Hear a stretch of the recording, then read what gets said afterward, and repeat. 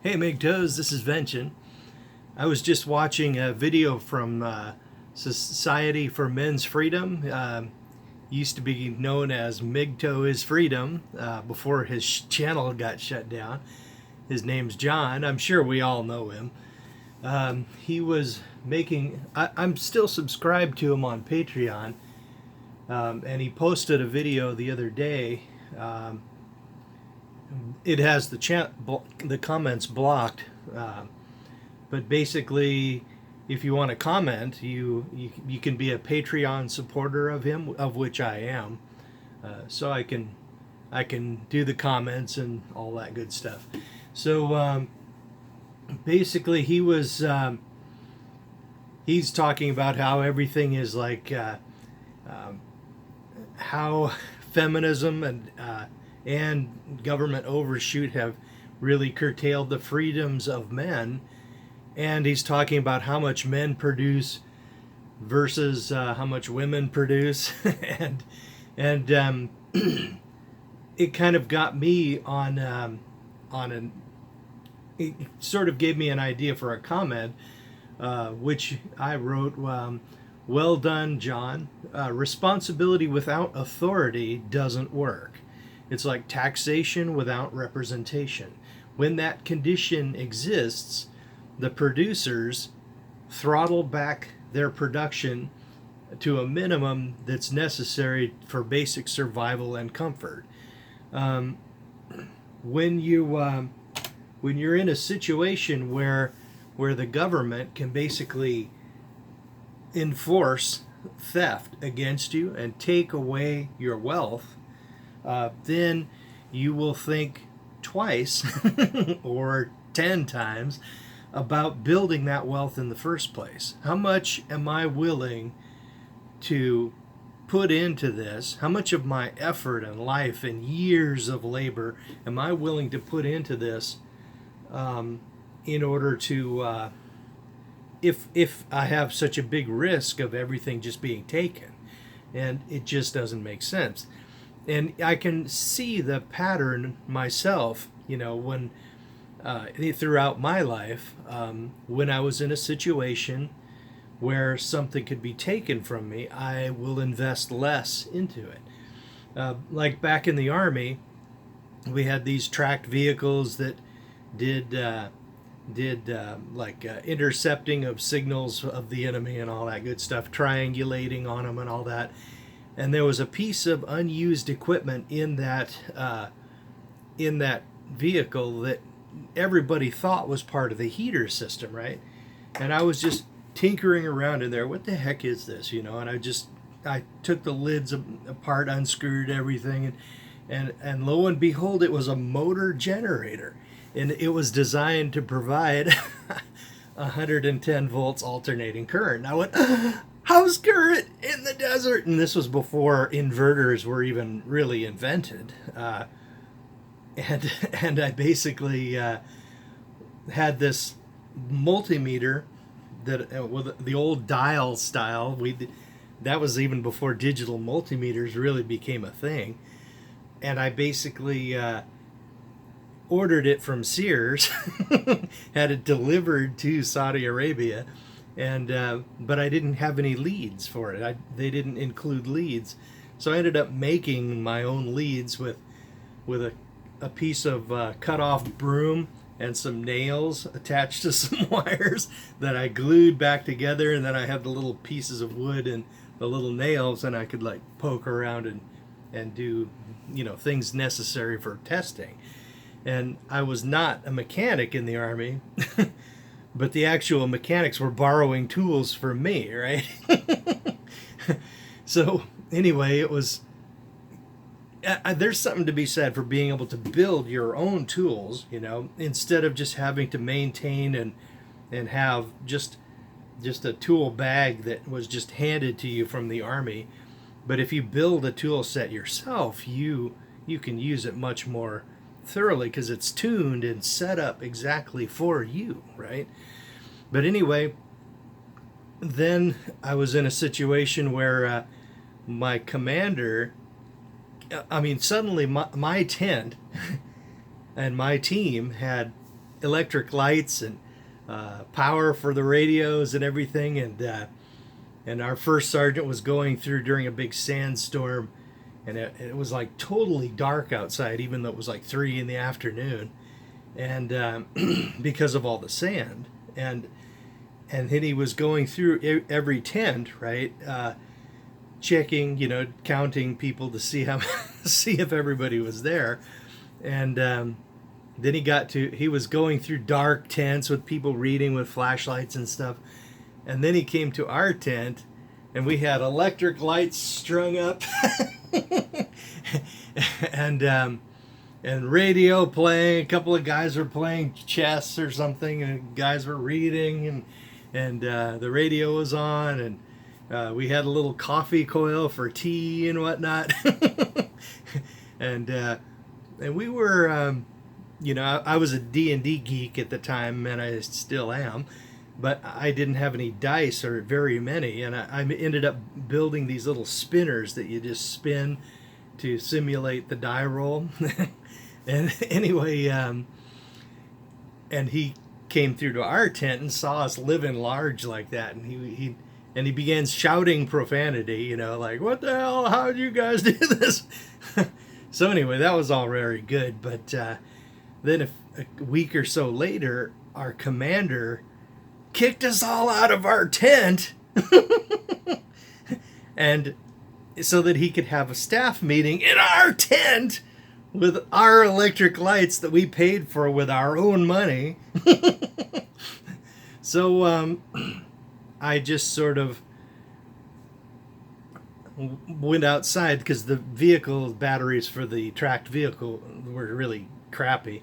I just simply unplugged the little jumper cable. They called them a slave cable. And I just unplugged it from my Humvee, and then slowly the lights got dimmer and dimmer and dimmer in the tent as the batteries for the tracked vehicle died.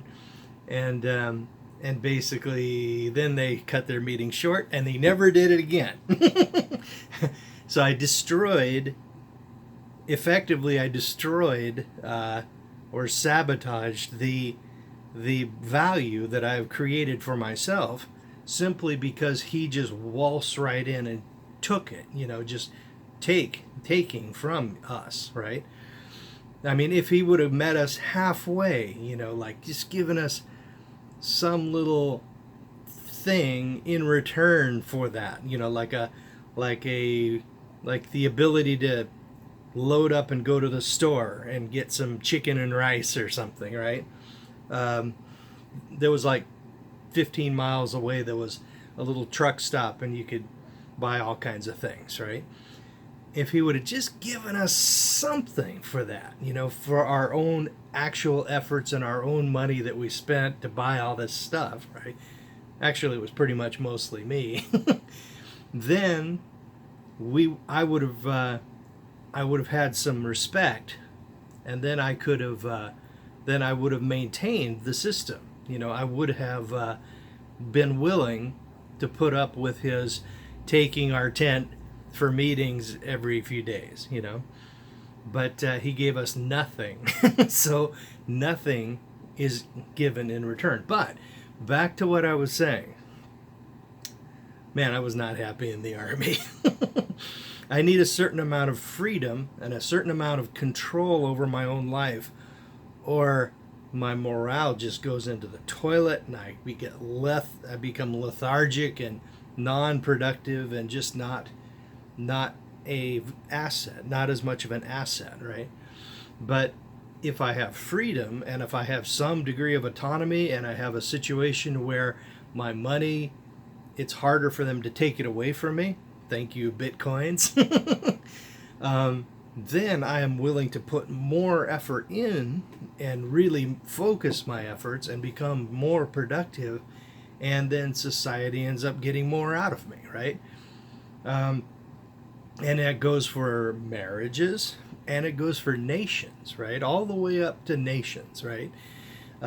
In societies where a man's stuff can be taken from him so easily, and where he doesn't really have that much control over his own life, he is less likely to invest a lot of effort and a lot of productivity and genius, the genius that men bring to the table. He is less likely to apply that to produce value and wealth and resources for society. And it shows, I mean, it's really true in North Korea, very true in Venezuela. Men have been disarmed, the leftist social justice warriors managed to get the people to believe that guns are bad, okay? And then the men have no authority. They have no ability to protect themselves. They have no. If he builds a lot of wealth and prosperity into his life, the armed thieves, the criminals will just come in with a gun and take it, right? Same with government. They will load heavy taxes onto them and just basically take it, right?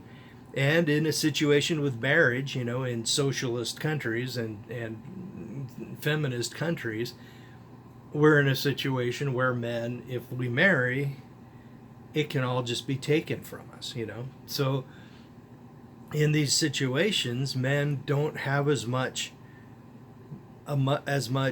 motivation to really apply themselves and wipe out the debt and do the hard work and have the self-restraint to build a family fortune,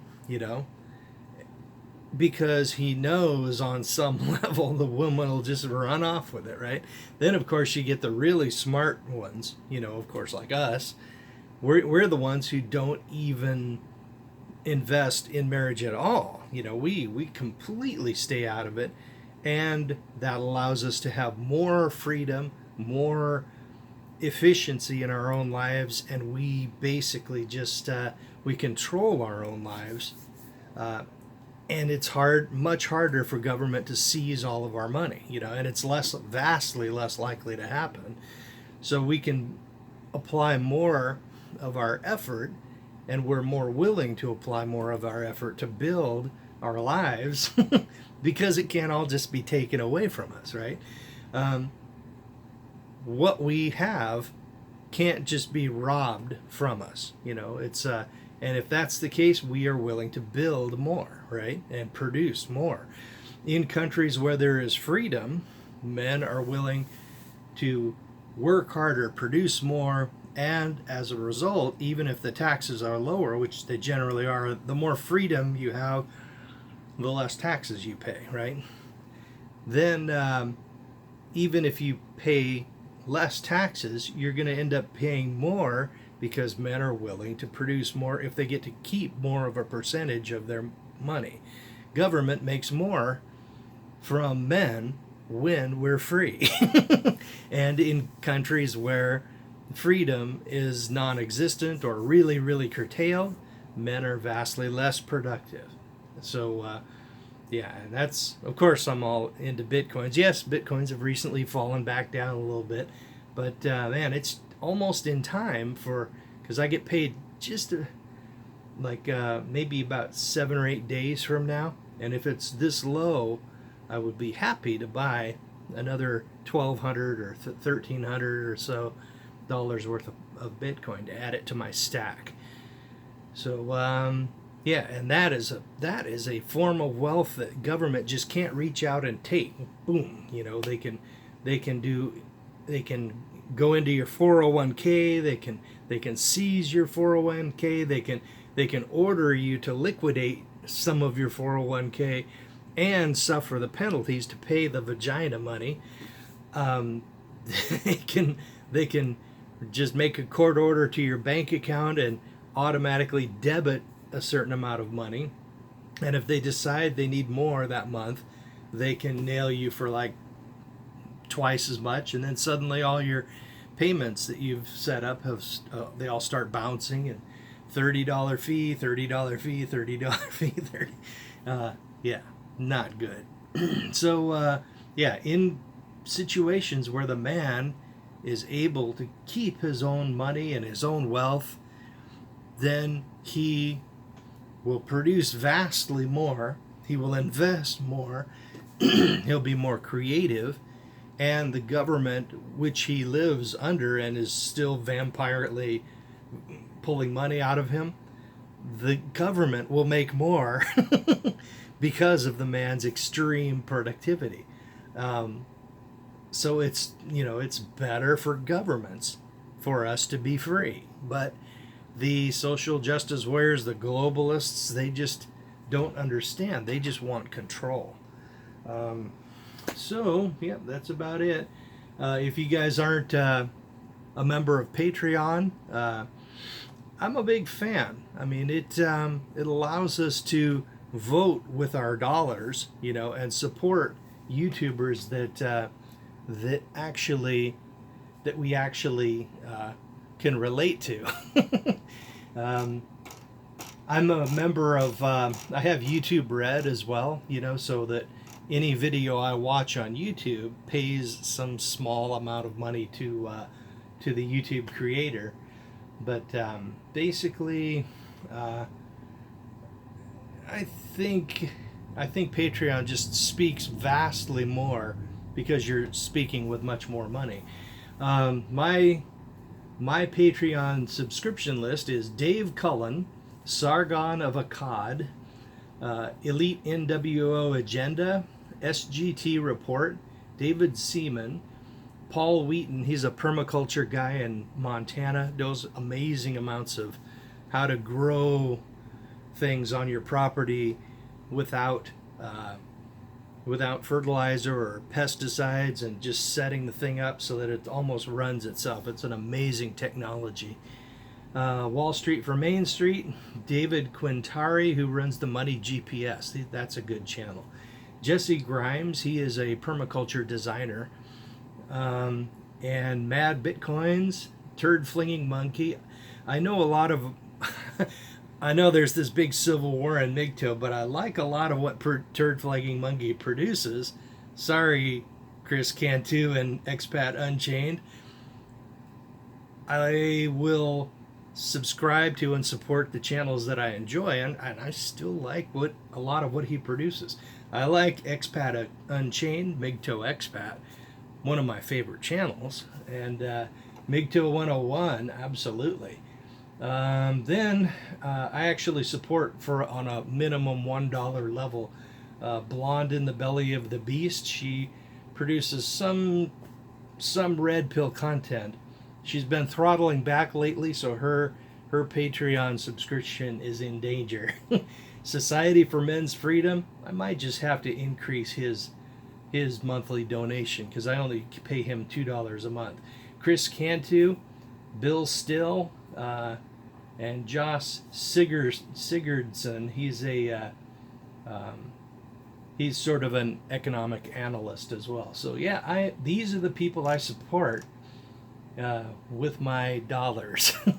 And when you support with your dollars, and you actually can comment on the Patreon page, then they know you're paying, and it's and you might get a little bit more input. You're more. They'll take your comment more seriously if it's posted on Patreon. Okay, guys. So basically, to close it out, men will produce a lot when they are reasonably confident that they can keep more of a good amount of what they produce, and that money won't be seized or taken or drained away, and they have the freedom, to live their lives. Then they become very productive, and the country, the whole nation, the family, it all just benefits and blossoms and grows, and you have this prosperity, and it's just a better way to live, right?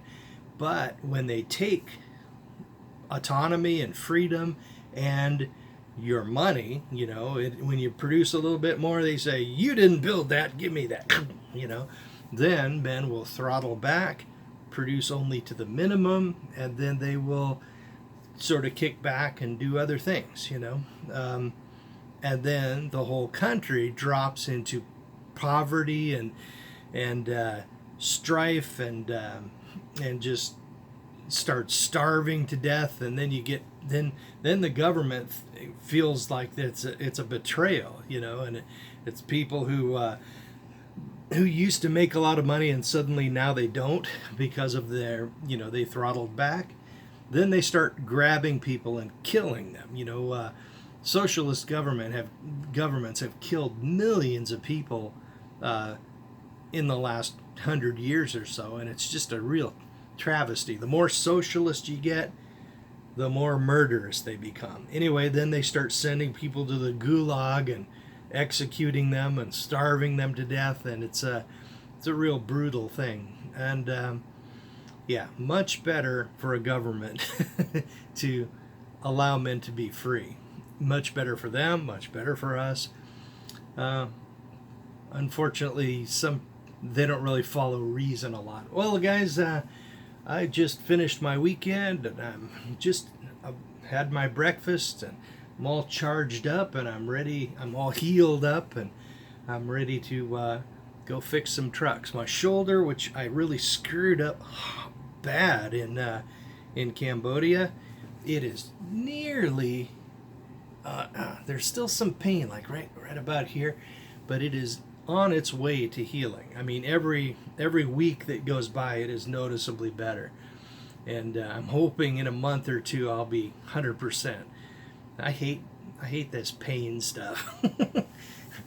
Okay, guys, I'm thinking that if I hadn't hurt myself, I would have had a much better time over in Cambodia.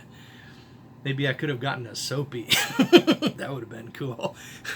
Okay, guys, don't get married.